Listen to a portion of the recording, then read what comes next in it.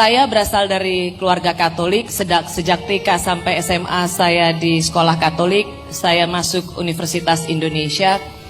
Saya selalu merasa dijaga oleh umat Muslim Indonesia. Saya tidak pernah merasa bahwa kita punya isu agama dari dulu, berdampingan, bersama, nggak ada. Saya sebagai minoritas tidak pernah merasa terancam sedikit pun, karena saya tahu sebagai minoritas kami tahu diri dan juga tahu yang mayoritas selalu menjaga minoritas. Jadi isu itu biasa saja. Saya ingin menceritakan pengalaman bagaimana kami bisa hidup seperti ini. Ketika saya masih kecil begitu, kan dari dulu kita hanya punya TVRI ya. Tolong jangan ditanya tahunnya. Waktu masih kecil gitu, terus selalu ada azan maghrib di TVRI. Saya almarhum itu selalu mengatakan,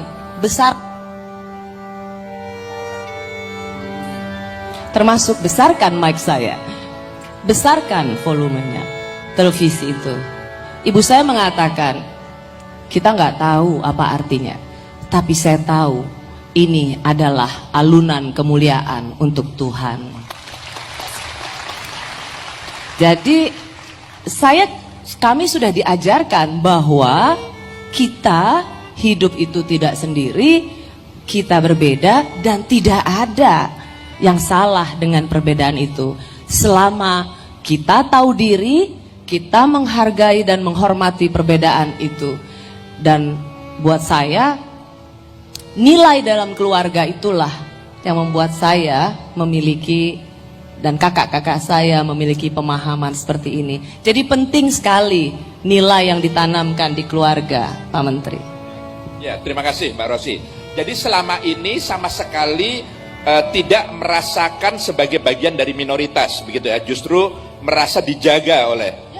Ya, saya merasa begitu. Dan sampai sekarang, sampai saat ini seperti itu dirasakan. Ya, jadi begini, dengan era sosial media, kita mendengar banyak, oh ada begini, ada begitu. Buat saya, kita menyaring sendiri, gitu. Mana sih yang benar, mana sih yang nggak benar?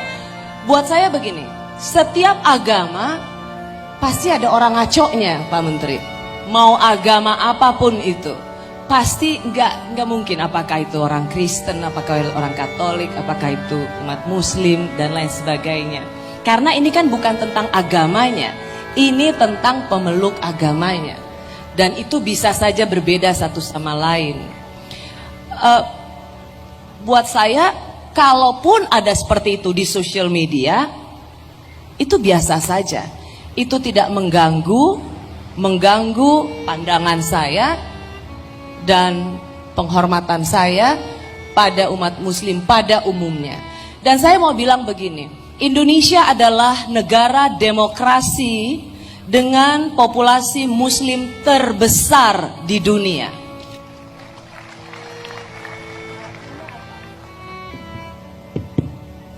Selama 20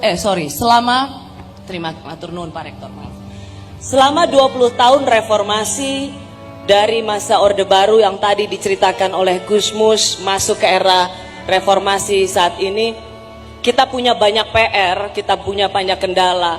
Tetapi selama 20 tahun ini, Indonesia telah membuktikan sebagai contoh masyarakat Muslim dengan sistem demokrasi yang terbaik di dunia. Dunia harus belajar dari umat Muslim Indonesia. Mbak Dan Rosi, itu membanggakan sekali. Apakah dengan demikian fenomena yang terjadi di sosial media kita belakangan ini, yang seringkali kita temui ungkapan-ungkapan yang tidak pada tempatnya lah, yang terlalu hitam putih, mudah menyalahkan, bahkan atas nama agama lalu kemudian merendahkan sesamanya misalnya, seperti itu sesuatu yang tidak perlu terlalu dikhawatirkan. Apakah itu merepresentasikan, mewakili bangsa kita secara keseluruhan?